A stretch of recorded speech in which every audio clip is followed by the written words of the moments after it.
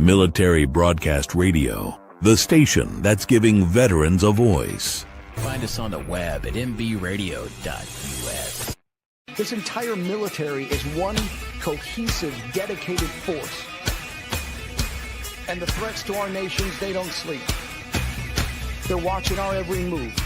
Iran, Russia, China, North Korea, ISIS, Al-Qaeda. They may be watching this right now. Our military should not be mistaken for a cable news gabfest show. We don't care what you look like. We don't care who you voted for, who you worship, what you worship, who you love. It doesn't matter if your dad left you millions when he died or if you knew who your father was. We have been honed into a machine of lethal moving parts that you would be wise to avoid if you know what's good for you. We will not be intimidated. We will not back down. We've seen war. We don't want war. But if you want war with the United States of America, there's one thing I can promise you, so help me God. Someone else will raise your sons and daughters.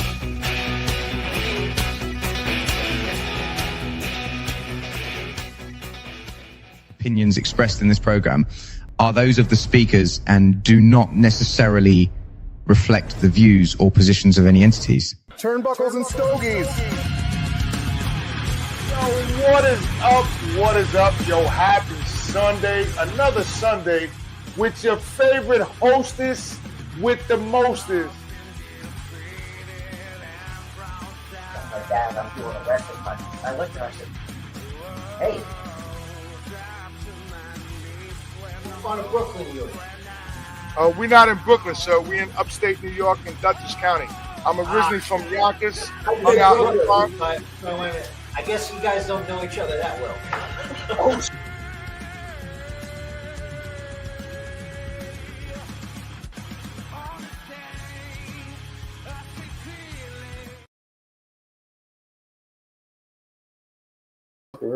yo, what is up? What is up? Another Sunday fun day here at Turnbuckles and Stogies with your host with the most, the big dog, the Vanilla Gorilla. We are here. It's a wonderful day out. It snowed yesterday, by the way, here in New York. So we are just chilling right now, having a good time.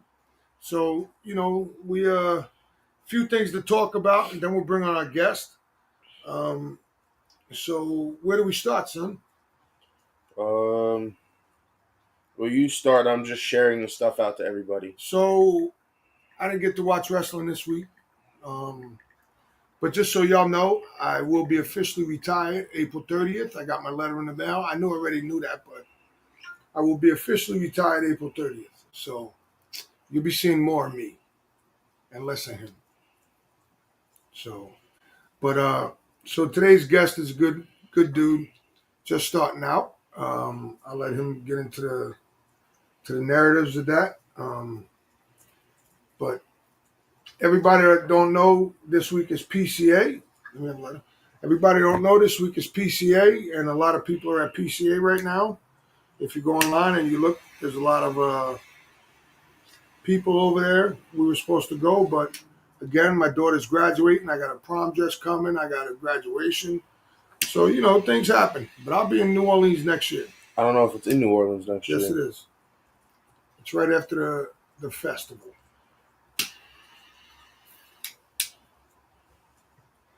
So, you know, but we want to welcome you to another Sunday fun day. You got to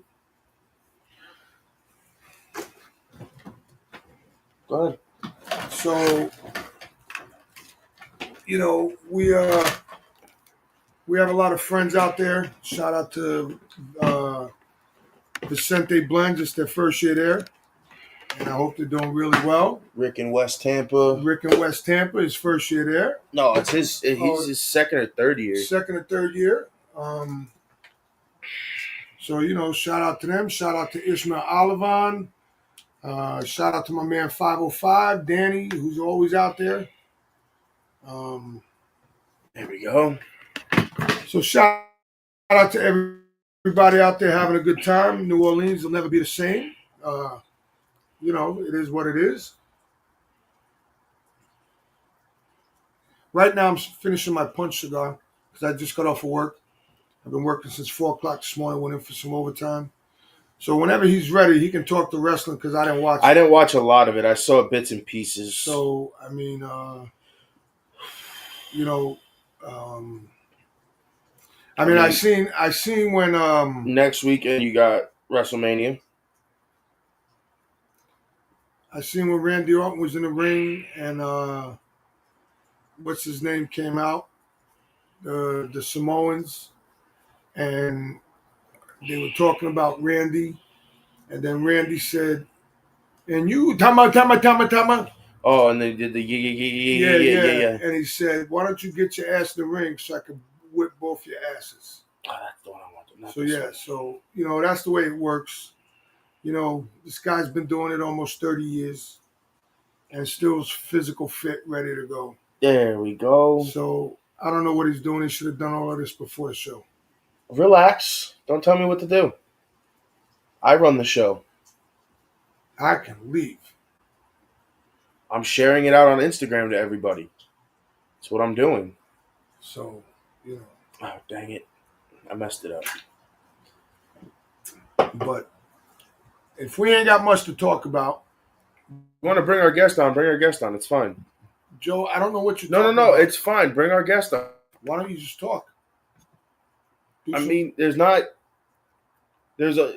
WrestleMania next weekend, which is really when the biggest coverage is going to happen. Mm-hmm. You had Dynasty last week. FTR turned on everybody they were aligned with. Cope, Daniel Garcia, everybody. They turned on everyone. Okay. And didn't, what's his name win the title last week? Who? Bebe. Oh, Adam Cole is the new TNT champ, but that happened to Dynasty. They turned on Danny Garcia last night. They turned on Cope on Sunday. Pac got hurt, so Moxley's the interim trios champion with Claudio and Yuta. So they're taking on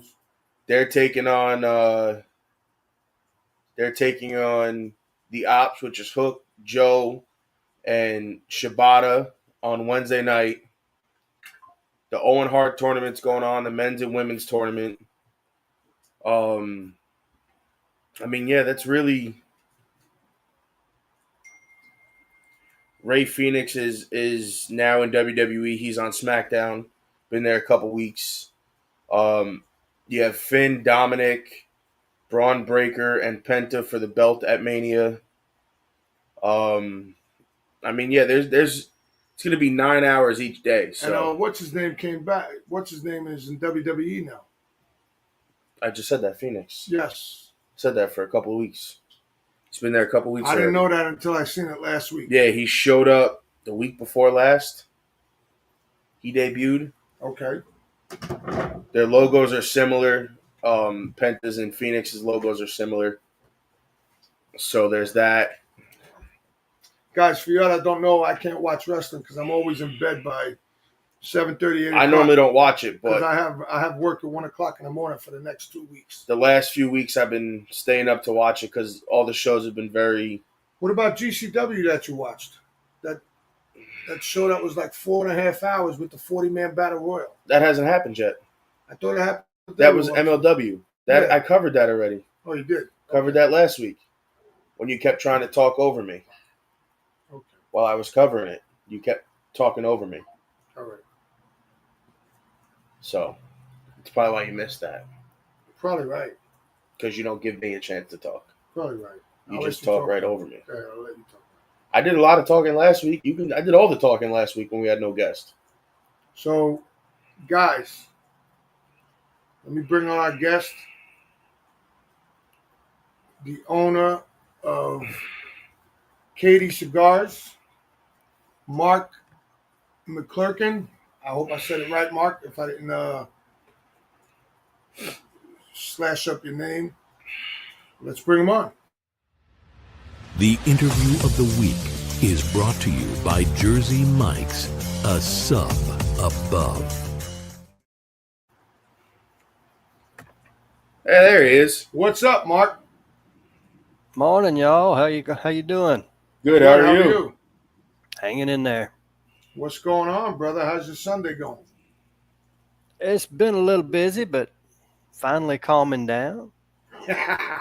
So soon? It's only 10 o'clock there. Oh, that's all right. After this, I have to go do my parents' taxes, so that's going to be thrilling. Oh, yeah, you got to get that done by what? 15th? Tomorrow. Oh, that's tomorrow. Well, shout out to the IRS because they're shorthanded too. So Yeah. it'll be like 2 years before you see a refund. But now, if they owe you money, you'll see that in like 6 years. If you owe them money, they want it right away. Oh, absolutely. You know what I mean? So, guys, this is Mark. He is the owner of. Joe, put your hand up there. Or put it closer. Ain't got nothing to do with that.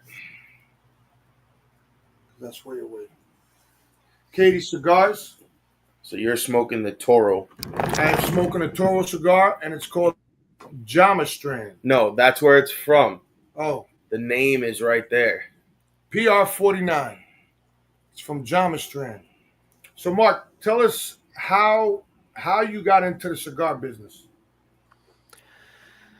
Well, I smoked cigars for about 25 years, and I'd met a bunch of different brand owners, and I've smoked a lot of great cigars and a lot of absolute dog rockets. And so I finally got to a point where I thought, well, I can do that. And I talked to my wife about it for, hell, I don't know, years. And then I got laid off, and she said, well, put up or shut up. Uh-oh. So I guess you put up. We did. We released last June. And, you know, it's been a little slow because of the holidays here lately, but we've been doing real well and getting some pretty fair reviews.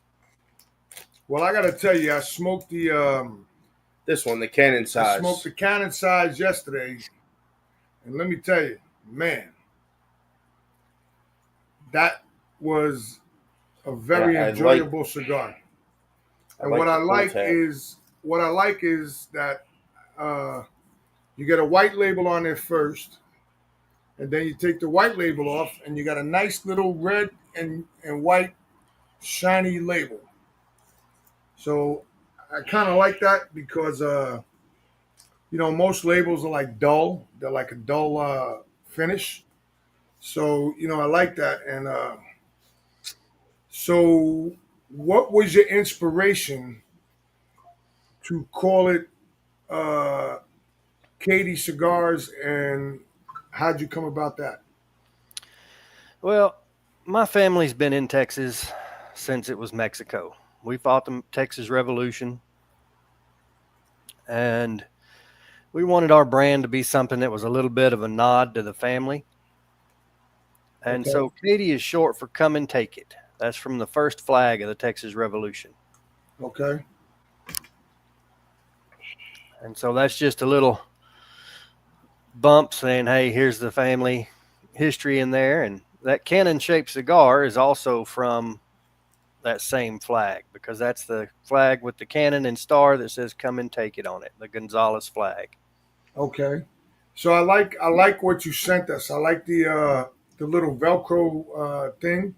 The patches. The patches, those are really cool, man. I'm getting those out. Give me a second. Those Joey has it. He'll get it out. But Yeah, those were produced for us by Valor Cigar Accessories out of San Antonio. Mm-hmm. Okay, yes. Those are the same guys that make the red, white, and blue cutter. Yes. Yep, absolutely. And the Texas cutter. Yes, and I also like your business card. The way it's red, it's the red, and then it has the embossed on the front. So that's for everybody. That's the patch. It's a nice Velcro patch. I like it.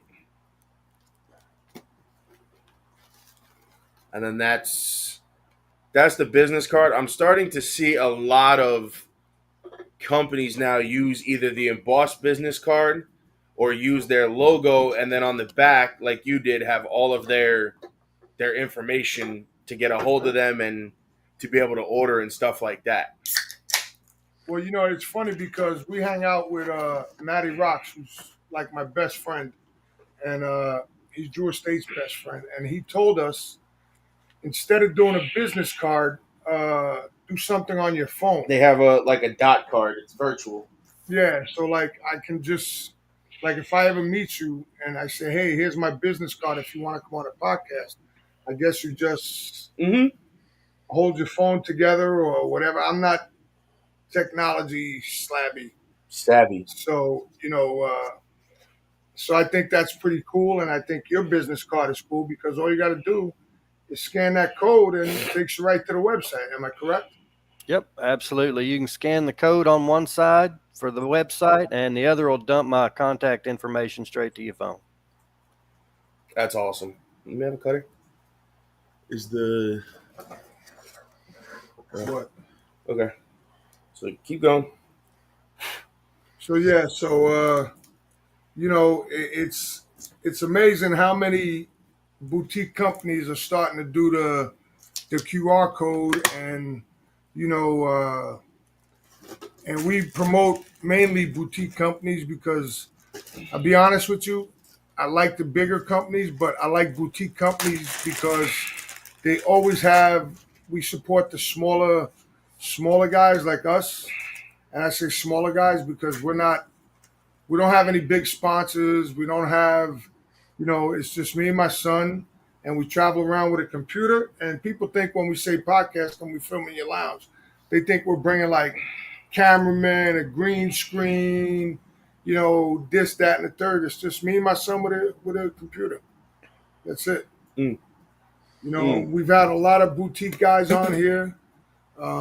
We had Vicente Blends. We had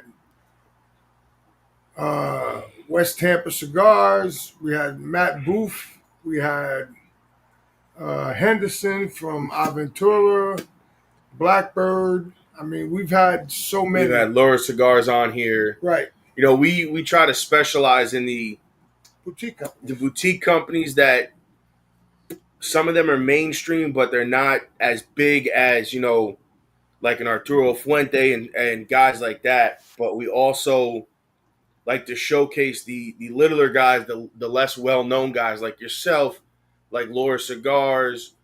Who else have we had on like that? It's been so many. We had Kobe on here, Kobe Freeman. Yep. He owns his own factory in the DR, and he has his own brand. And when we say his own factory, he owns a factory. Like, it's his factory. It's called Travel to Invest. Travel to Invest. That's it. So, he does some flavored cigars. That's like his big seller. He went to Ghana and did a cigar for the Prince down there. I mean, he's been all over. First of all, we'd like to thank you for coming on the podcast, and thank you for the package. We appreciate it. So, what is your long-term goal with cigars? My long-term goal is really simple. It's just to keep making damn good cigars. It's if I can make money at it and eventually just do this for a living, that's absolutely fantastic. But first and foremost, I just want to make a good cigar. It's too much fun and too much of an enjoyment in my life to half-ass the cigars. Right. So that's really, we're trying to keep, especially as new as we are, that's our absolute focus, is to make sure we get it right. So now, is it just you and your wife, or you have other partners, or? It's just my wife and me. That's it. Wow. That's cool. That's good. I mean, does your wife smoke cigars? Very rarely, but she does enjoy them every now and then. Well, that's good. That's good. My sister's the same way. She smokes cigars very rarely. Not when I say very rarely, like if I come over, she'll smoke with me. Her husband will smoke with me. When both of them retired, we gave them electric humidor, and my buddy gave us some Jewel State cigars to give to them. So they enjoyed that. Cigars, a lot of people don't realize cigars is a hobby, but also a lifestyle. And you meet a lot of different people. And I mean, really, the people that, like yourself, who have turned it into their own, have made their own brand, have turned the hobby into their lifestyle. because you fully immersed yourself in the culture and the kind of the whole process of it. Oh, absolutely. And that's, to me, that's the fun part. That's what makes it worth doing. So, Yeah, how many lounges are you in, and what's your average cigar price? Well, that's a good question. I'd have to look to see how many lounges we're in right now, to be honest. But we are definitely expanding. So if anybody out there is looking to carry a good cigar, let us know and we'll get you some samples. Joey will post everything up when he posts up the show. It's already done. Oh, is it? It's all in the show notes when it goes up. It says where to follow him, where to follow us, Okay. everything. Okay. It's all done already. Okay. I did that this morning. So what made you is the PR-49 your only cigar as of right now? It's our first blend. We actually have 2 more in process. Okay. We're working on the BB52, which will be a full flavored Connecticut. Mm. And we're also working on some short smokes. Okay. So we've got- like that, what is it, like 4 by like what is it, 4 by 38 or something like that, like the small little Corona sizes, as I call them. So this one's actually a little smaller than a Corona, and it's cannon shaped. one of my buddies. That's cool. One of my buddies, Derek Dukes. He's Espinosa guy. He wants to know where you're based out of. Hey, Derek, we are based out of North Texas, just south of Denton. Denton, Texas. I know that place. I used to live in Coppers Cove and Killeen. Nice. I Yeah, also I get lived- down there every now and then. I also lived in Fort Hood. Mm. I worked in Harker Heights. Yeah, I know that area fairly well. I've been through there quite a few times. I used to work at years ago, it used to be called Amnesia, the club right across from the drive-through Red Barn. So Man, that's been a while since I've been down that far, but I remember the barn. yeah, I believe the barn is still there. See, these guys, Probably, yes. these guys laugh when I tell them when you go to the package store, as you guys call it, you don't get out of your car. You tell them what you want. You pop the trunk. They put it in there. You pay them and you drive off. Oh, yeah, the beer barn is a fantastic thing, man. I thought about doing one of those here. You couldn't even get away with that up here. Sure, you could. You couldn't get away with that up here. There's no way. Yeah, you could. You'd have to be in your own isolated parking lot. Listen, I think that's the best thing in the world. You ain't got to get out your car. You pull in and say, hey, let me have that, and that. Boom, right in the trunk. See you later. That's the fastest service you'll ever get. That's the best way to start out a Friday after work. So, yeah. So, how did you come up with PR-49? PR-49 is named after my dad, Philip Ray, born in 1949. And all of our branding is going to come through with a family member's name. Like that Connecticut we're working on, that's BB52. Brenda Brown, 1952. That's my mom. Wow. And so every cigar is going to be named after somebody in the family, at least in our core line. We'll have some LEs and other things that probably won't be, but the core line is all about family. You know, it's funny because, and Joey will tell you this, most of the guys we have come on here, like Lure Cigars and some other people, They all do this. They it's all all the named same. after their grandparent. Yes. Like Kobe, his brand is named after his grandma. Lure Cigars, his is after his Each father. one is after his dad, one's after his daughter, Right. and then I think his wife wanted one, so he named one after her. It's all that same kind of avenue. Honestly, the reason for that is without them, we wouldn't be where we are. Correct. And you know what? It's funny because when me and Joey started this podcast, we were supposed to start during COVID and it didn't work. So we hooked up with NBR Radio and about almost 2 years now. 2 years in September, I think. And you know, we've hooked up with him And then we used to be on at 7 a.m. and it was kind of hard to get people on. Yeah, And 7 a.m. was so that was rough. he hooked If up there with was Northeast. we couldn't get any guests on at 7 o'clock. Like, it was bad. So he hooked up at Northeast Streaming Network out of Connecticut, and they swapped shows, and we got the 9 o'clock, the 11 o'clock in the morning. From what I'm understanding now he wants to do something else and put us on at night. He wants us to go on a Saturday night at like 8 or 9 o'clock. I don't know yet if that's going to be official, so everybody watching, don't quote us on that. I haven't ventured to try to do that yet. I have to eventually.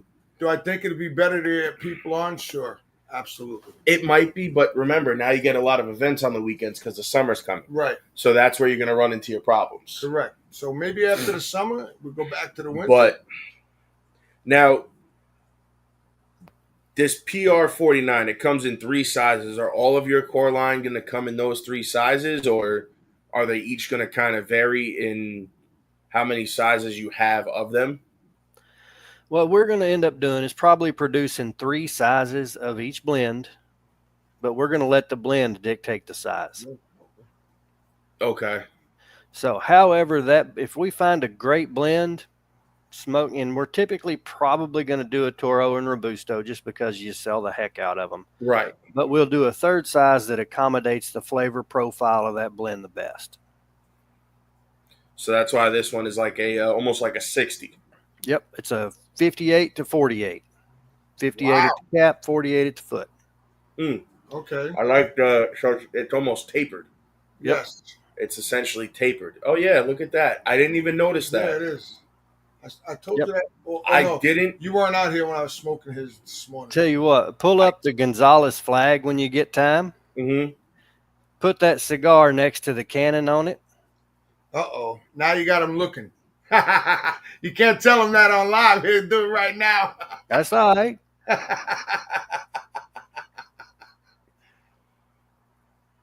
No shit. Now show everybody. And now I'll hold this, put the cigar up. And then if you look at that, because this has a whoa, hello. This has a pigtail, but look at that. Yep, before you cut that cigar, it's got the pigtail for the knob on the cannon. Mm-hmm. Wow. And we've actually got that particular mold made in 3 sizes. We were the only person that made that, so I had to have the mold custom made. Right. And we have it in 3 sizes. We have the 6-inch, that's a 58 to a 48. We have a 5-inch. I'd have to look it up, but I think it's a 50 to 42. And then we have the little minis that are coming out. And those are a 3.5-inch stick. And they go from a 38 to a 32. Wow. So those are like almost like a smoke you'd find in a tin. Yes. Essentially. Yep, they're going to come in a tin, basically.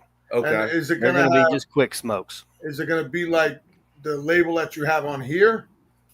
Like a shiny red, or you pick a color yet? The little ones are such a pain that we'd have to redo all the bands in every possible way and just do a little coin band on them because they're so short. Right. And our bands are honestly pretty wide.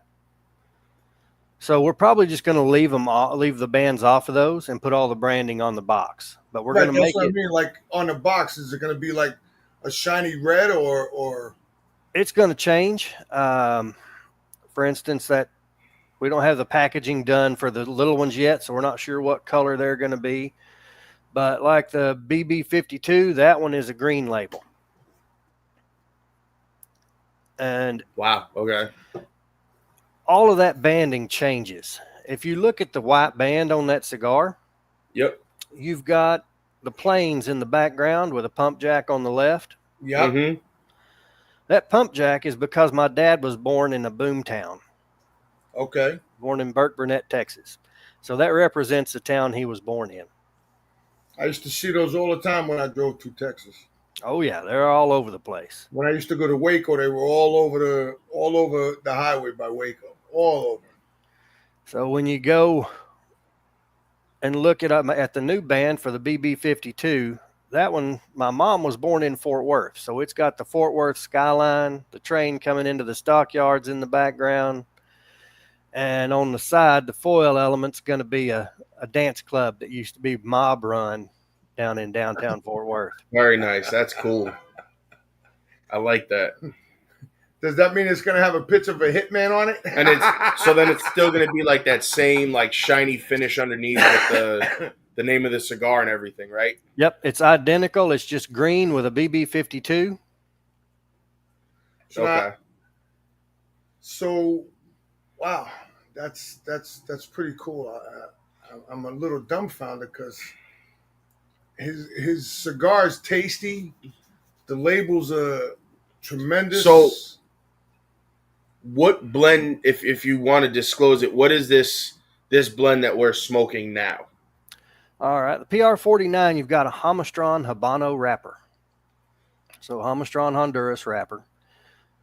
Connecticut binder out of Honduras. The fillers are Esteli, Jalapa, and Broadleaf. That's Okay. why it tastes so good. You can pick up just a little bit of white pepper off that Yep. Esteli, a little creamy nuttiness off the Jalapa, and you got that nice punch from the Habano. And for people will recognize the Yamastran region because that's where all of the original Camachos came out of. They all came out of that region. That's why when I seen it on your band, when he first showed it to me, I was like, oh. And I was like, okay. I said, well, I know the tobacco from that region because I've smoked those original run of Camachos from that region. So I knew, I was at least going to enjoy that part of it because I've already had something out of there. Oh, absolutely. That's a fantastic region. And the wrapper leaf that we're getting out of there is phenomenal. We're absolutely loving it so far. The funny thing was, when I smoked that cigar earlier this morning, I said, Joey, we didn't get the red label. He goes, yeah. No, you smoked it yesterday. Right. And then I was like, I'm like, the red label's not on there. And then he pulled off the white label. And I was like, that's the label I sent you to send to him to see if he could send those, not realizing that it was actually just all the same cigar with just two different labels. Oh, yeah. Yeah, it's kind of like a little Easter egg back there. I think that's pretty cool, man, because you know what? Not a lot of people do that. And not only that, if you do get a second label, after you pull off the first label, it's usually like it'll just have the name of the brand. Like it'll say like Romeo and Juliet, and it'll just fill in, the little gap you have here. Right.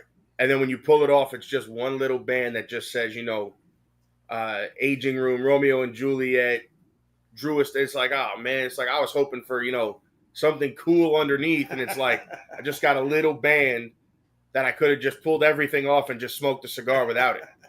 So guys, on that note, we got to take a quick commercial break, and we'll be right back with Mark from Cati Cigars.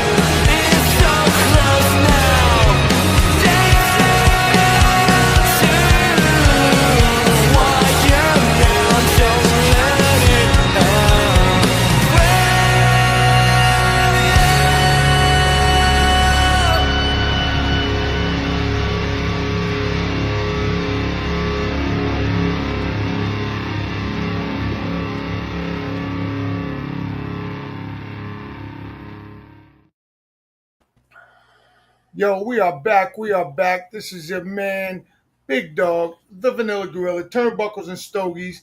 Sunday fun day here in the Big Dog Studios.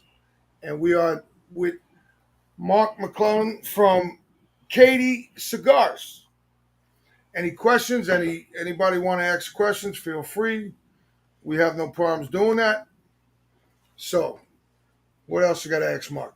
So now, do you partner with a factory? Do you own your own factory? Are you Looking to get your own factory? or are you just kind of like white labeling project? And I'm just asking in general because I ask everybody. You Oh, doing absolutely. stuff from the factory? Are you blending your own stuff? How does that work? We are partnered with FCT out of Honduras. That's Cavalier's factory, owned Okay. by Sebastian de Capit. That makes a lot of sense now. And we are doing our own blends. You know, we're not just white labeling. That's when I started this, I wanted to make something that was ours. You wanted to put your own Twist. not twist, but you wanted to make sure it was good enough for you. Yeah, and It's not, you wanted to put your own. You wanted to go through the whole process yourself rather than buying something already bought off the shelf. absolutely. And I've run into so many brands that they'll just go to the factory, slap a label on something, and stick it out there. And that is an absolute recipe for disaster. Oh, we know because we smoke cigars from people, and they're like, "Oh yeah, this is my blend," and then we look at each other, and go, "Yeah, we had this before." Yeah, I can usually taste where, And then you get somebody else's, and they're like, Yeah. "Oh yeah, we blended this," and or I'm they'd be like, "Oh, we own our own factory," and I'll smoke it, and I'm like, and you know, I know where you got this from. It's No, you funny. don't. I'm like, yeah, you do. it's funny because when you ask people what factory, and they go, "Oh, I can't tell you that it's an NDA." Well, if you own the factory, you have an NDA. Yeah. You know what I mean? It's like, Yep. you know, if you don't want to tell me, just say, "Hey, I don't want to tell you where it's from."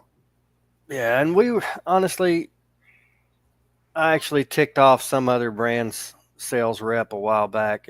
I'm not sure if it made him mad or hurt his feelings, but they brought their cigars to me and said, "Hey, try this," because they knew I was working on my own blend at the time. Mm-hmm.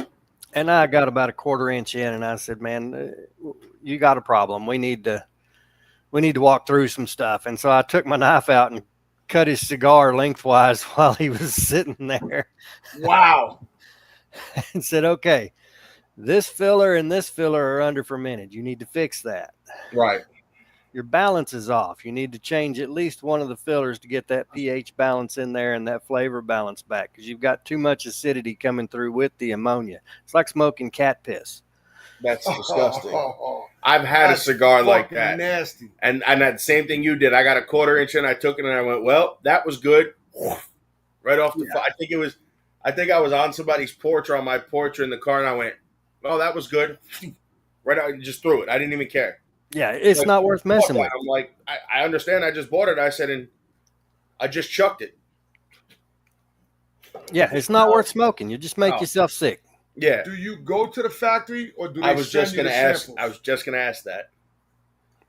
Typically what we'll do is for the initial blending, we'll go down to the factory. We'll get 3 different blends together, bring them back and age them. And because I can make cigars for me all day long, Right. that doesn't mean they're going to sell. Right. So what we'll do is we'll work with some of our accounts and say, hey, out of these 3 blends, what do you think? And so Right. we'll take our ratings, we'll take their ratings, then we'll take the top blend out of those 3, and we'll say, okay, what's it missing? And then we start filling in the gaps. Okay. And now, do you use long fillers, short filler? Is it kind of like a All long filler. sandwich? Okay. These are full long filler cigars. Don't want to do anything halfway. We want to do it right. So now you're going to make Maduros and Lagueros and things like that? We're going to make as much as we can, to be perfectly honest. The short smokes that we have in the works, we're currently working with a San Andreas Maduro wrapper. Okay. Very nice. They're so small, it's a little difficult to blend because of that size. Mhm. Because we want something to still be complex and still be enjoyable, but it takes a little extra effort when you're blending in something with such a small ring gauge. So Right. you've got to be careful. Right. That's what a lot of people have told us. Is the smaller you get, whether it's ring gauge wise or lengthwise, it becomes harder and harder to blend because you can't use as much. So you have to play around with, 3 or 4, however much you can fit, and then kind of start working backwards from there, just taking out little by little and until you get that. Yeah, with those tiny ring gauges, you're talking one filler, a binder, and a wrapper in a lot of cases. And so you've got to get that really nailed down. Right. And one thing that I'm working on and have to get through is we may find some unblemished or some blemished wrappers because they can't sell blemished wrapper leaves. Right. Well, that wrapper has a ton of flavor. So if we swap out that flavorless binder for something like a blemished wrapper leaf that's got more flavor, you can get a better blend. Right. And So we're working on I've things heard like that before. Is that's what some people will do. They'll take, like a broadleaf wrapper and make it a binder, and then it'll change. Sometimes it's those little things can change an entire cigar. Oh, it can change your profile completely. That profile will just be a completely different stick. And that's sometimes what, like you were talking about earlier with the LEs and stuff like that. Sometimes that's what they'll do, and they'll release it as an LE or a like a project series. Yep. And if it sticks, then hey, they might make it a regular production. That's what a lot of smaller brands have told us they do, is they'll do stuff like that, and they'll take a blend and put a different wrapper on it and then use it as like an LE, and if it sticks, then it becomes part of the core line, or something that'll come out every year, different blend every year. It really depends on what your goal is for that LE or for that project release, so to say. Yeah, if you're doing a production run, you're a lot more limited on tobaccos. Because if you want that to be a regular production cigar, you want it to be at least somewhat consistent. LEs, hey, it can be a one-shot deal. You don't have to have a ton of the tobacco. Right. You're good to go. But when you want production, you've just cut way back on what tobacco is available to produce that cigar. So now you're going to put out a limited run or anytime soon, or you're going to... Right now, we're just looking at building out the core line. Okay. We do have some thoughts on LEs, but as new as we are, we just need to expand that core to at least 3 blends before we start doing LEs. Are you going to go to PCA next year, or you're not going to go? It depends on our capacity. As a small company, one of the biggest concerns we have is I don't want to put my existing customers in a back order situation. Right. Because they'll just dump you. If you're a small brand and you tell them you're on back order, you're out. Right. Right. And so we're being really careful. That's why I'm not at PCA right now. We want to make sure that we can take care of the customers we have and grow slow enough that it doesn't put us in a bind. That's a smart move. Not a lot of people think like that. And not only that, a lot of people think that, you're in a shop and you're there to... Some people don't realize that. That's my man, Scott Rizzo. That was weird. It didn't show up for my man, Scotty Scott. What's up, Scott? He works with me.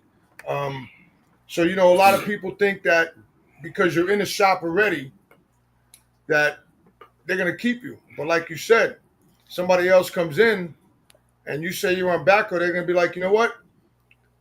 Take Mark's stuff off the shelf and put this guy up. Let's see how he does. Right. And now your stuff is being blown out at like $5 a cigar. Yep. And I can't afford that right now. We're too new, and I'm not taking the chance. I'd rather What's do it the the right average way the price first of your time. cigar, you said? Average price on ours is going to be about $12. That's not bad. That's not bad. Now you've got the Robusto coming in at 10. You're coming in at about 12 on the Toro and 14 on that Cannon because it's kind of a pain in the butt to roll. So now, Right. how many come in a box in each one? 10 count on the Cannon. Toro Okay. and Robusto are 20 count boxes. And what's the prices? About $10 on the Robusto, 12 on the Toro, Do and the math. 14 on the Cannon. So it's So about $100, 125, no, $10, 20 sticks. No, it's about two. about 200. That's not bad. Yeah, $220 for a Toro. That's not Now, bad. do at you all. sell bundles or are you just going with boxes? We have 10 count bundles and everything. Really? Yep. Okay. And now, can people order that stuff directly from you as a consumer, or do they Not have to go through a shop, or how does that work? Right now, all we're licensed for is distributing. So we have to sell to shops. Okay. We are working on our retail license, states and lovely government red tape. So that it's just going to take us a little bit to get the retail. Something that we've been adamant on is supporting our brick and mortar stores. Right. So the only things that we're going to use our retail license for is if we have somebody that can't get our cigars where they're at, then we'll sell them. Okay, well, you can buy it at retail because we don't want to undercut our shops. Right. Or if we go to a festival where we don't have an account in their town. Okay. So So we now- do want to make it more broadly available to people where we don't have shops. But when we do have a shop, we always refer them to those. You're not up in New York and New Jersey and Pennsylvania and Connecticut yet, right? Fat Guys Cigars in Pennsylvania just picked us up. Fat Boys. Fat Boys. Fat Boys, yes. That's out in That's Pittsburgh, out in Pittsburgh. and you know them well. Yeah, I know them very good. I'm trying to get them on too. I knew them when they were underground. Well, you knew them when they were a club before they opened the shop. Mm-hmm. When they were they started out as just a cigar club. Yeah, I was one of their first members of the cigar club. Not first, but first 100,000. I don't know, whatever it was. Yeah, But we we just picked up a shop in Houston called Hey Guy. Nice little shop, but I've got so many accounts. It's Fat Boys, Fat Guys, Yeah. everything. Like, okay, which one did we open in Pennsylvania? Well, listen, Mark. There's nothing with fat guys. Nothing wrong with fat guys. No, not at all. I mean, fat guys are pleasantly plump. You know what I mean? Yes, I am. It's just like my man Cutman said when they called him fat. He said, "I'm not fat. I'm pleasantly plump." I mean, Oh yeah. I mean, if we can help you out, I mean, we try to help people out, and when we're trying to help out one company, and the thing is, it's hard because With New York, the taxes are ridiculous. It's hard to get up 75%. in here. So We've left samples in Jersey. I've left samples in Jersey. I got to get back out to her, and then I got to call up this other place again and see what they're doing. I got to send them. I'm not going to call them. I'm going to send them an email. But it's hard because like they carried his cigars, but they only carried one. They carried one box, and they go, "We can't keep the one box on the shelf." So I said to them, "Well, I sent you samples. Here's more." And all I keep getting is, I mean, me being a we're shop looking into owner it. is We're looking into it.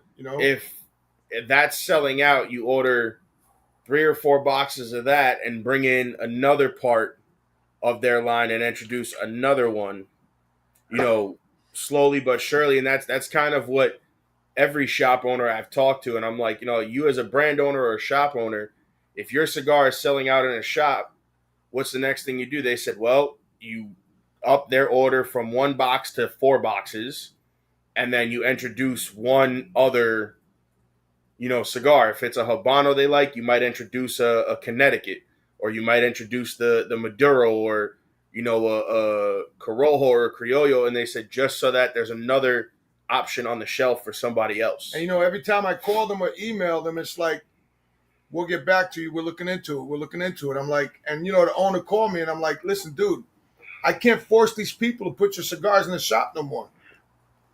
I said, I did my part. I told you I was going to help you. I'm not a rep. We're basically brokers, but not brokers. You understand what I mean? We're brokers, but we don't carry the product ourselves. Like we hand them the cigar. If you like it, hey, listen, here's their number. Call them, tell them we sent you, and they'll take care of you.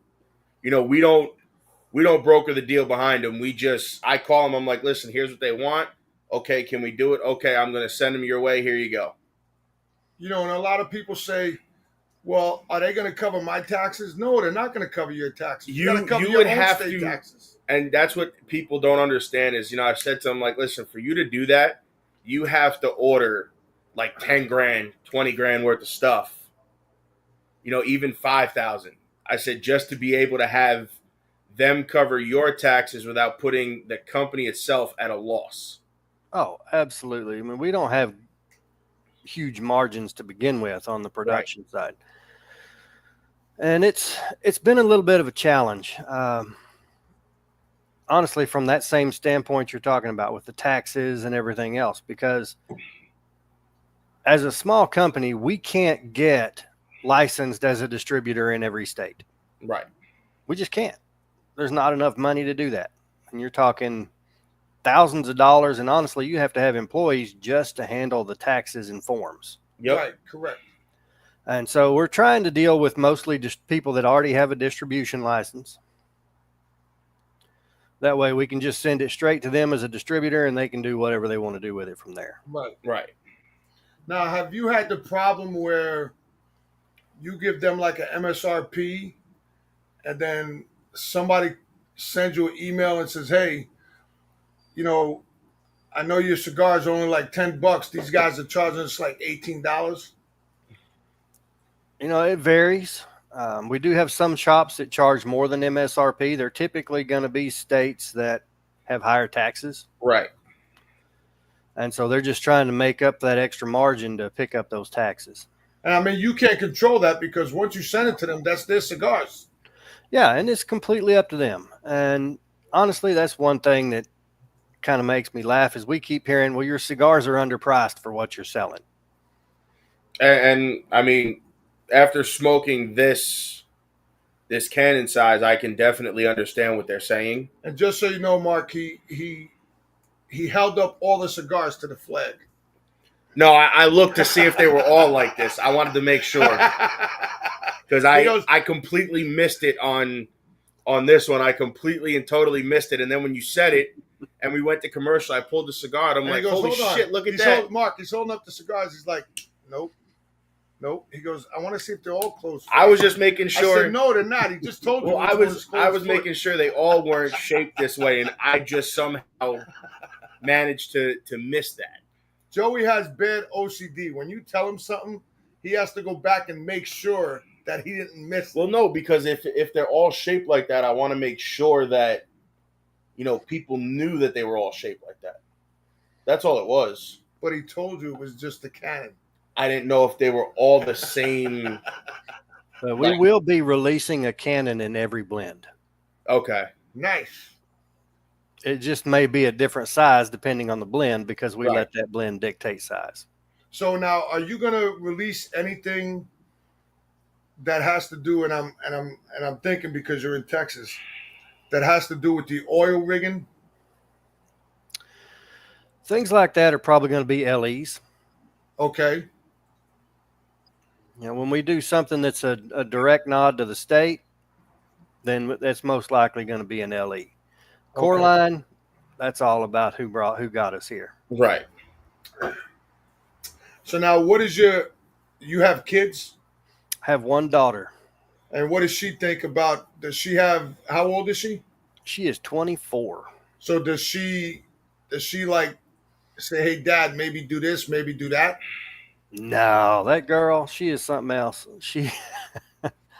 She's doing photography and Lord knows what else. She's up in Arkansas, so I only see her about 3 times a year. But you know what? That's good. She's in photography. That means she can do some of your pictures, some of your things for the websites. You know Oh, what I can't get her to be still that long.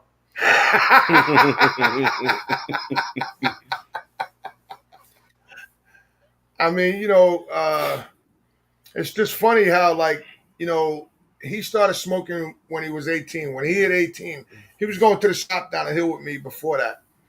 But when he hit 18, he said to me, Dad, I want to go smoke a cigar with you. I said, you better go talk to your mother. So she said, give him one cigar. I gave him one cigar, and I gave him the ass. He threw it in the garbage.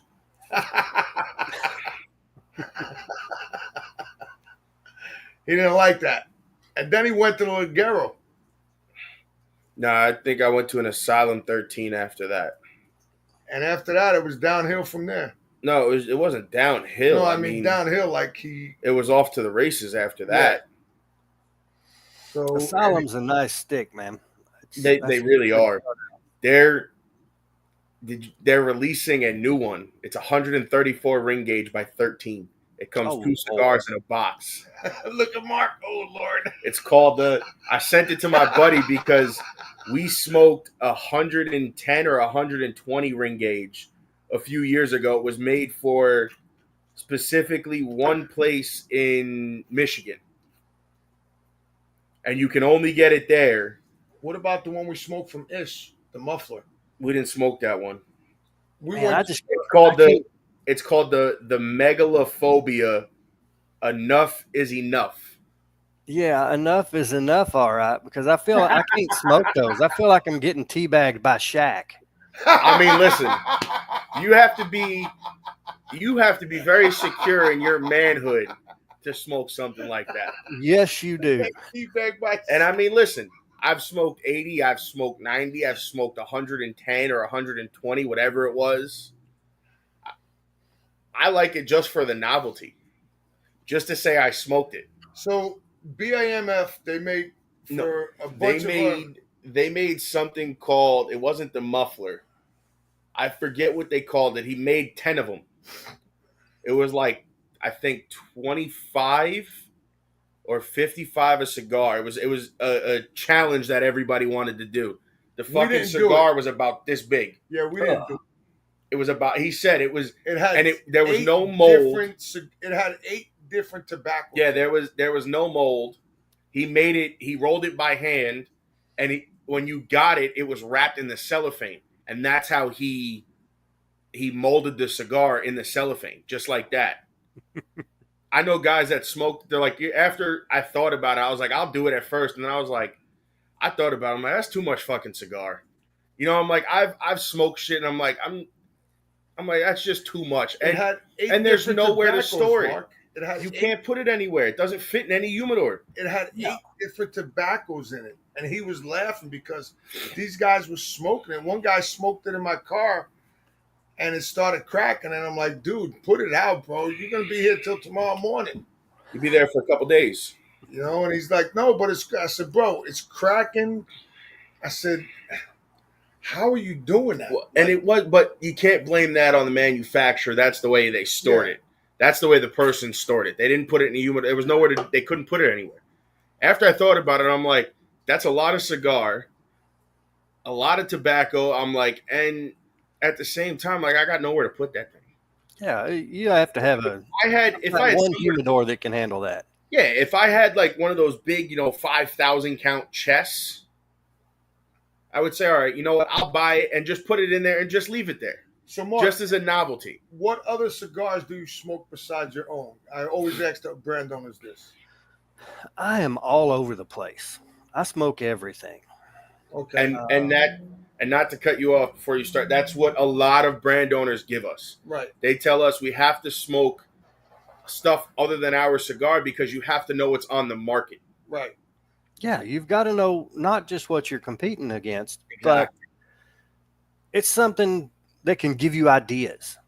It's like, hey, I like this note. What tobaccos do we have that have that note? Or this particular cigar gave me a certain experience. Right. How can we have a similar experience but make it ours? Right. And so we smoke everything. I do end up smoking a lot of Principal, a lot of Patoro. We had him. We We had had him him on on. the show. He's a great interview, and he's great. He's And great we for also us. had, speaking of which, we also had Stallone on, Tony. Oh, nice. Yeah, They Darren were Duffy both is a great interviews. fantastic dude. Yeah, he is. He's a cool cat. I like him. They both were just great interviews. I mean, again, like you with the packaging, with the not only with the bands, but like when we interviewed Principal, he sent us like cards. Yep. With each of his cigars that he sent us, plus all the other ones that he was making or that were coming out. And like Tony, all we do is ask you to send us 2 cigars that we can smoke with you guys. And Tony sent us a shirt, a hat, A lighter, 5-pack. a 5-pack, an ashtray, I mean, cutters. just anything that he stuck his name on, he sent to us. So when I got the box, I was like, holy shit, what the hell is this? And I opened it up. I'm like, we got an ashtray, a shirt, a hat. And I'm like, Tony, you didn't have to do that. He goes, I know. He goes, you only asked for 2 cigars. I said, and that's what a lot of people, a lot of people think when we do this, we ask for, the world. I'm like, no. I'm like, we ask if you want to send 2, send 2. If you don't want to send any, hey, listen, we get it. We still want you on because we like learning about, the new brands that are out there. Yeah, and that's something that's for new guys like me, it's a little tough because right, I don't have a marketing budget really. right. I mean, we don't have a bunch of swag sitting around because for me, that's money I could put back into a new blend. Exactly. And I appreciate you sending us what you thank sent us. Thank you very much. Oh, we're actually working with Vsol right now. Oh, that's We're awesome. we're hoping to get out to their warehouse here in the next couple of weeks because they're actually local to us. We're about Who is that? 30 minutes. Remember, we looked at them. I showed you a few of their lighters. Oh yes, Because yes. we're looking to eventually have like yourself. We're looking to have, lighters and cutters that when we go to some of these lounges that we frequent, we can leave the owner a lighter and a cutter and just say, hey, this is from us. Thank you for letting us film here. Whatever. This way, we have some of our swag out there. Not only that, and I'm sure you've heard this. It's a conversation piece. Right. They'll be like, who's these guys? Absolutely.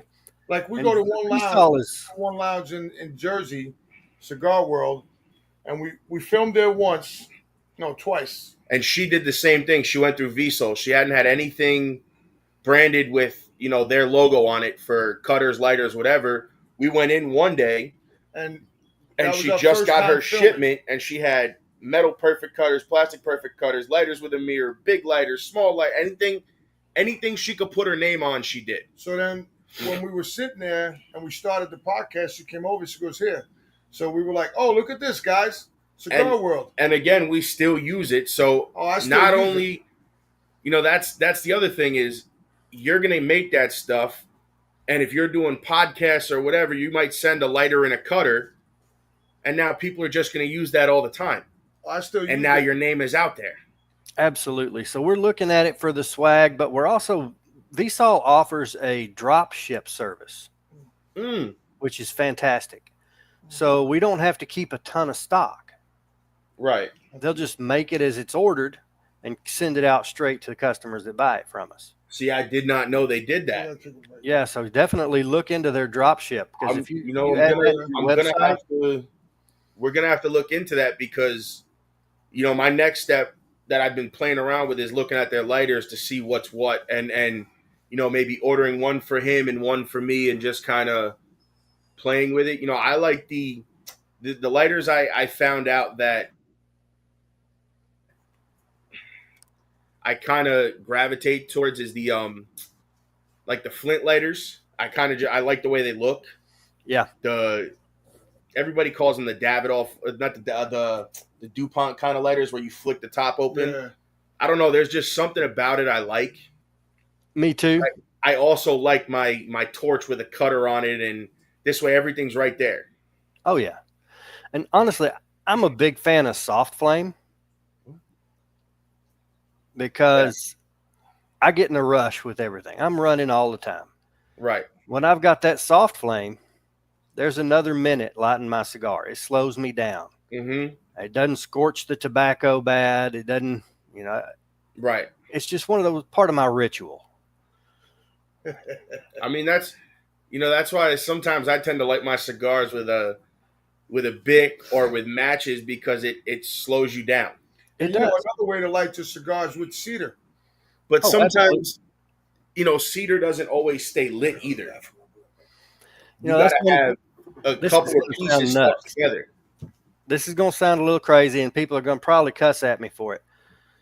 But I made myself some candles.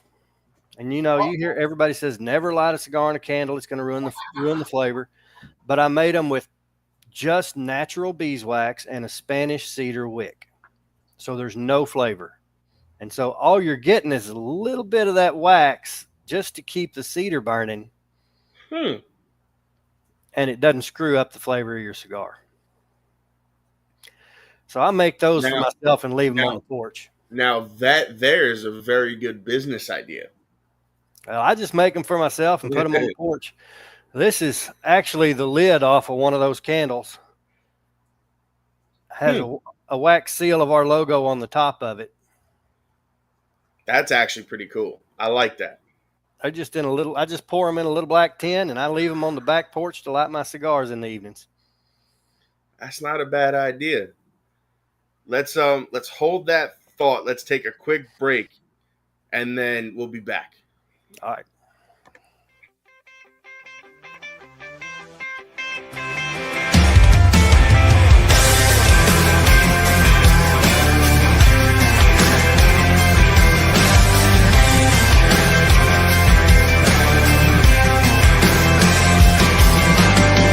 Still see the spray painted stop sign when I roll down 79.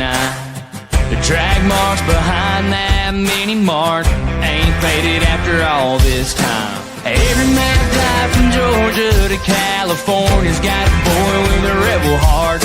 Stories in every small town scar that by a good old boy taking it way too far. Somebody had to drink too much and crank Hank way too loud. Somebody had to always stand up to the guy with a tendency to run his mouth. The straight pipe Chevy had to run these streets like Bo and Luke in the General Lee. Yeah, somebody had to, and that somebody was me.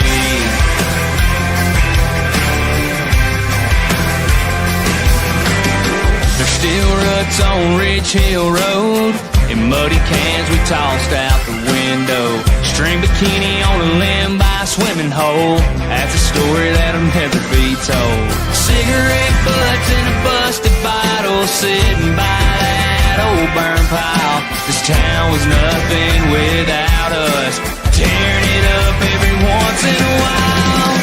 Somebody had to drink too much and crank Hank way too loud. Somebody had to always stand up to the guy with a tendency to run his mouth. The straight pipe Chevy had to run these streets like Bo and Luke in the General Lee. Yeah, somebody had to, and that somebody was me.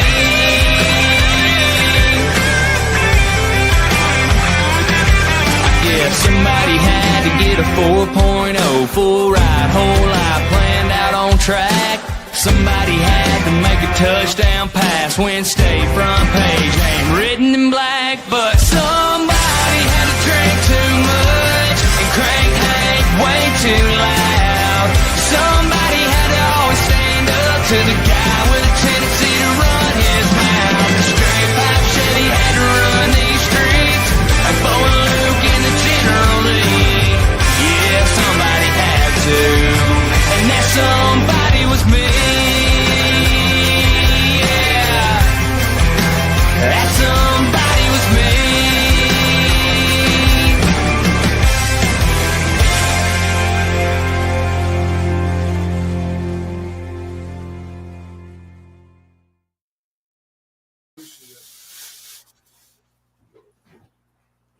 What up, guys? We're back. And we're here. with Mark, the owner of Cati Cigars. And now I'm smoking, just for everybody tuning in and just watching, I'm smoking the PR49 Cannon shape, which is a really, really, really, really cool size. So now you said earlier, you had to buy the molds for this. And for a lot of people that don't know, if you're making a special size and the molds aren't made, you have to buy them.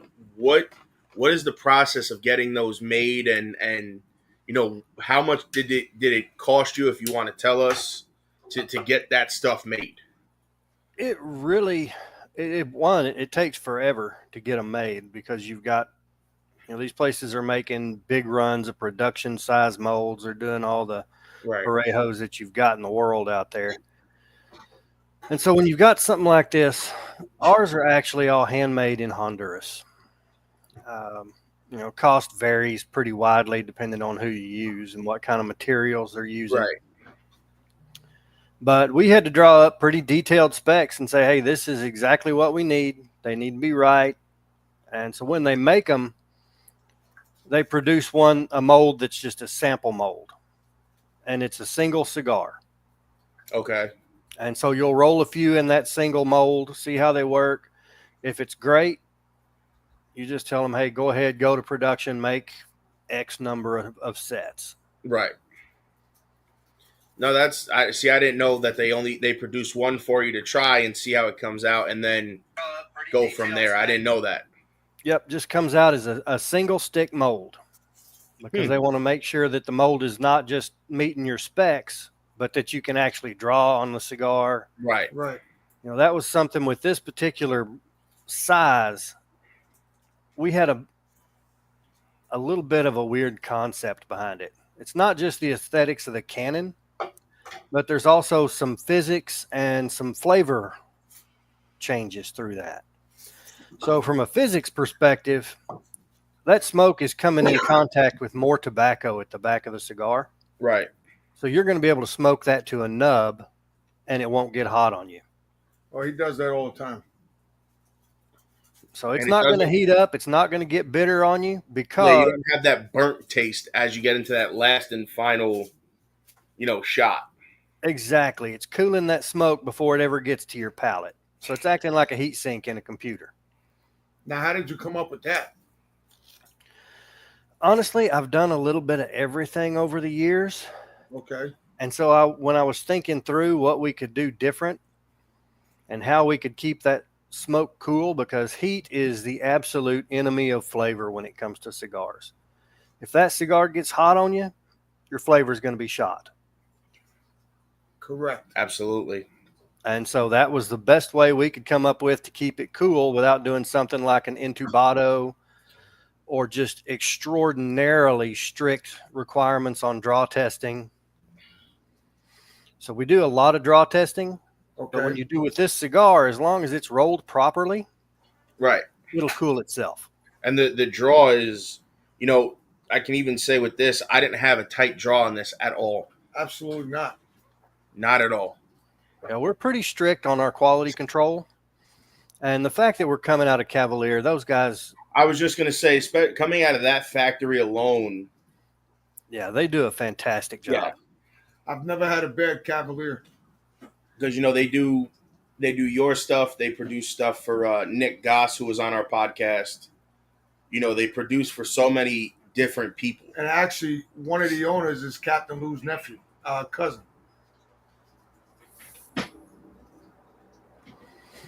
So, yeah, they've been a big help to us. They're honestly starting out. I can't imagine having a better factory to work with. How did you hook up? I was just going to ask that. Well, we had actually worked with a couple of other factories before, and they got, those factories got a little flaky on us for one reason or another. And a friend of mine that owns a cigar lounge in Frisco said, hey, let's talk to Sebastian. He just opened his own factory. And so called Sebastian. A month later, we're on a plane. Okay. And then the rest just kind of writes itself. Yep, I went down there, and I was actually, when I was there, it was awesome because we had not just Sebastian there helping me out because this is our first cigar. I'm not a master blender, Right. I'm making this shit up as I go. So we had not just Sebastian, but Edgar Hoyle from OSOC was also there. Wow. Oh, okay. They were working on a collaboration together. So on our first stick, we got to work with both of those guys plus the blender for the factory. And Wow. it was a phenomenal That's experience. a lot of experience between the two of them. And so that's been, and I think you can probably taste that we came out with something pretty damn good out of that experience. Oh, it's Absolutely. this is delicious. I'm enjoying this, and I'm looking forward to, your Connecticut and then potentially your Maduro line when that does come out. See, I'm not a Connecticut smoker. Yeah, but you know what? There are very few Connecticut's out there. If they're done right, a Connecticut can be great. Well, yeah, Well, because S&W Cigars, he has a Connecticut, and he sent it to us, and I'm like, dude, I'm not a Connecticut smoker, and we know his factory, and I'm like, I'm not a Connecticut smoker, so the And they owner- both said the same thing. They're they like, go, Dave, just smoke Yeah. it. I'm like, dude, if I smoke this and I put it out, don't get mad. Listen, I smoked it. I was like, holy shit. And that's something that we're trying with that Connecticut. It's going to take a little longer to blend. right. Because that's what we want to do. We want that thing to be a full flavored Connecticut. We don't want this to be something that you smoke it and you're smoking air. And those are the Connecticut's I don't like. Those are like Davidoffs. I've smoked a few of the more expensive range Connecticut's that I got in monthly packages from cigar clubs and stuff like that. And, I'm reading all about it, and I'm like, I'm not getting any of this, and I don't understand how it's worth this price point, and there's no flavor. It's like, it was literally like smoking air, and I'm like, and this is what people rave about? I'm like, I don't get it. I don't see it. It's funny because a buddy of mine went to the DR, and his cousin is like a big shot over there, like in the streets. So he brought me back a box of Davidoffs. He's like, bro, I bought you some cigars. And You're talking about the ones, what's his name brought you back? And he handed it to me, and I'm like, okay. So I smoke one, and I'm like, and I'm puffing. I'm like, what the fuck? I said, I might as well just fucking smoke a straw. There was no flavor, and all you're doing is just puffing air. And I'm like, and people rave about this, like, and it's like $40 a stick. I'm like, yo, you must be out of your mind. Yeah, that's tough. You've got people that have the refined palate to pick up those really minor notes that you get out of some of those cigars, and that's great. But when you're looking at trying to hit a broader audience, Right. you want to have that flavor so that they can say, okay, I can taste this, I can taste that. Well, cigars like Davidoff and Cohiba and things like that. Now, Cohiba does have quite a few good ones that we've smoked. But those are like the high-end doctors and lawyers. Right, you're paying more for the name than the cigar itself. I mean? You're paying for that status, so to say. Yep, my buddy that owns his own cigar company, he's a contractor for the government. He was over in Saudi Arabia. So he was buying a cigar, and the guy goes, oh, I got this Cohiba. He goes, how much is it? He goes, $145. He goes, yeah, you can keep that. He goes, I'm good. I don't need that. So now, besides the BB52, is there any other releases besides that and the little tins that you were talking about? Is there any other core line releases coming out besides those that you're working on? That's our focus right now. We just want to make sure, one, that we're moving at the right pace. Right. Because we've got bills to pay, and it's real easy to get overextended in this industry. Right. So we're being really slow, and that's, BB52 is probably not even going to release until next year. Okay. Well, that's good. You know what? You're being slow, and you know what? people are anticipated. You know, they'll be like, "Oh man, this guy's cigars are really good," and then when you hit them with the other one, they're gonna be like, "Oh, let me try this one." You know, you don't want to hit them with too many things at once because then you overload them. Oh, absolutely. And honestly, with us being just my wife and me, Right. it takes longer to do it right. Right. And not only that, the care is put into it. You're not just producing to produce. You're producing to make money. To make money and make a name for yourself. Right. Well, honestly, if I break even and I'm able to continue growing, I'm pretty happy because I'm just having a hell of a good time with it. Right.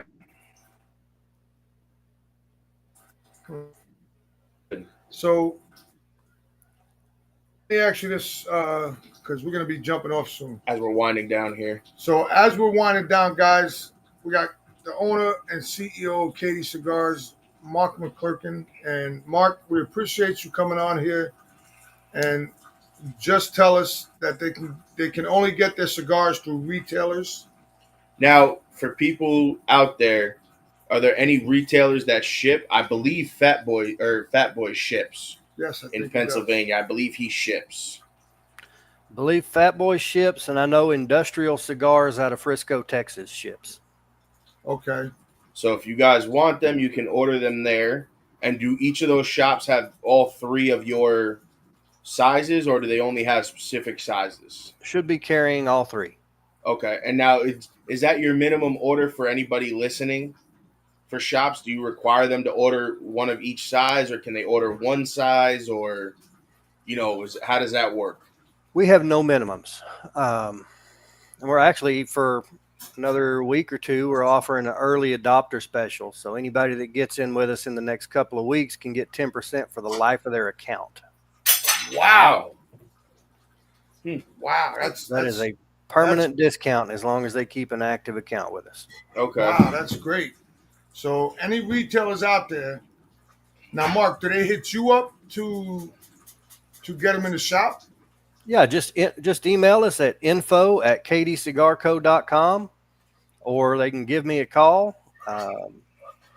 and we'll get them taken care of. We usually have new vendors in the system within 24 hours, and almost every time orders ship within 24 hours.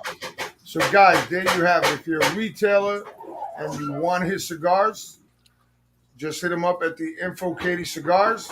They ship within 24 hours. Or if you know of retailers looking for new cigars, again, hit them at the info@caticigars.com, and Mark will make sure you're taken care of accordingly, whether it's to try the cigars or bring them in, whatever you want. He'll take care of you.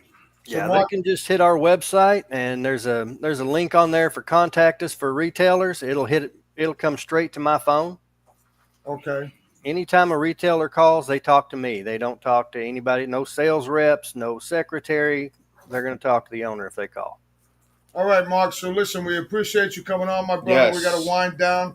Mark, this is a great cigar. Keep up. I love the the size, bro. This size is awesome. This cannon size is great. Yes. Yes. So we will be looking forward. I will get out the Fat Boy soon. And Mark, thank you. And I hope you and your wife success in the cigar world. And hopefully we'll have you on when you put out your next cigar. Fantastic. Appreciate you guys. All right, Mark. Thank you for coming on. All right. Thanks, y'all. Have a good one. You too.